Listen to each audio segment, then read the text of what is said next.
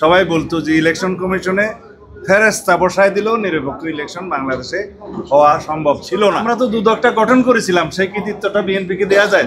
আমরা এখন প্রস্তাব করছি দুদকের আইনটাও এমনভাবে হবে যাতে সেই আইনের গঠন প্রক্রিয়ার মধ্যেই দুদক স্বাধীনতা গঠন সংক্রান্ত যে আইনটা আছে সেই আইনে আমরা নিজেরাও সমালোচক। আমরা প্রস্তাবও করেছিলাম এবার যে সেই আইনটা একটা অর্ডিন্যান্সের মাধ্যমে সবার সাথে আলোচনা করে একটা আইনটা সংশোধন করে তারপর আমরা ব্যবস্থা নিই।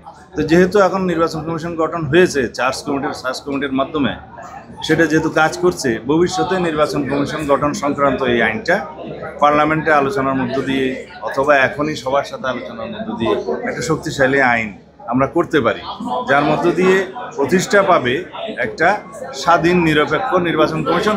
এবং এখানে কয়েকটা জিনিস আমরা সাজেস্ট করেছি যে নির্বাচন কমিশনের জবাবদিহিতা নিশ্চিত করতে হবে কোথাও না কোথাও, সেইটা কর্মকালীন সময়ে জবাবদিহিতাটা আইনের মধ্যে থাকবে।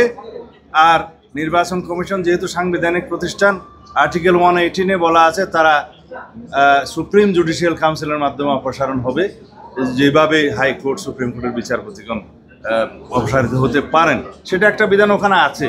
কিন্তু আমরা মনে করি না যে হাইকোর্ট সুপ্রিম কোর্টের জাজেসদেরকে সুপ্রিম জুডিশিয়াল কাউন্সিলের মাধ্যমে শুধুমাত্র অপসারণ হওয়াটা একটা শাস্তি, এটা মনে করি না। আরও অনেক বেশি মিসকন্ডাক্টের জন্য আরও খুঁটিনাটি আইন করা দরকার।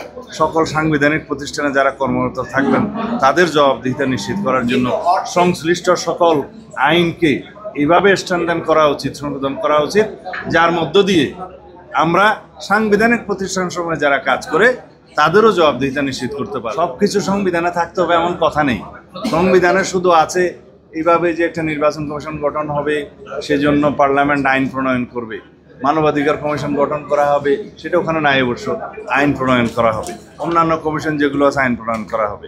দুদক যদিও সাংবিধানিক প্রতিষ্ঠান নয়, আমাদের দেশের কালচারে দুদককে আরও বেশি ট্রান্সপারেন্ট, আরও বেশি শক্তিশালী করা দরকার। এখন যে দুদকের আইনটা আছে সেটাকেও সংস্কার করে তাদেরও অ্যাকাউন্টেবিলিটি নিশ্চিত করা দরকার এবং দুদককে শক্তিশালী করা দরকার এবং ট্রান্সপারেন্ট করা দরকার। কারণ আমরা অতীতে দেখেছি দুর্নীতি দমন কমিশন আরও বেশি দুর্নীতিতে জড়িত হয়ে গিয়েছিল এবং সেটা সরকারের প্ররোচনায় এবং ইচ্ছায় হয়েছে। সেগুলো বন্ধ করার জন্য আমাদেরকে এই সংশ্লিষ্ট আইনগুলো প্রত্যেকটা কমিশনের জন্য আলাদাভাবে প্রণয়ন করা দরকার আর বিদ্যমান আইনগুলোকে সংস্কার করা দরকার। এটা আগের কাহাওয়াত মনে করে দিই। সবাই বলতো যে ইলেকশন কমিশনে ফেরেস্তা বসায় দিলেও নিরপেক্ষ ইলেকশন বাংলাদেশে হওয়া সম্ভব ছিল না। কেননা কেয়ারটেকার গভর্নমেন্ট অথবা গভর্নমেন্ট যদি ঠিক না থাকে ইলেকশন কমিশন ছুটু জোগাড় না। এই জন্য প্রিকন্ডিশনটা ওইটা না।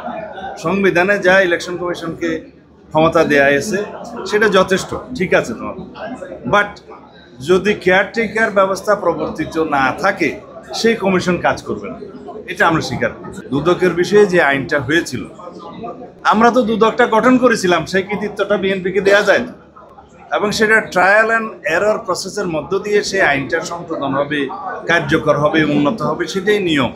এখন কাজ করে নাই, যেহেতু সরকারটা ওরকম ছিল, নিয়োগটা ওরকম ছিল।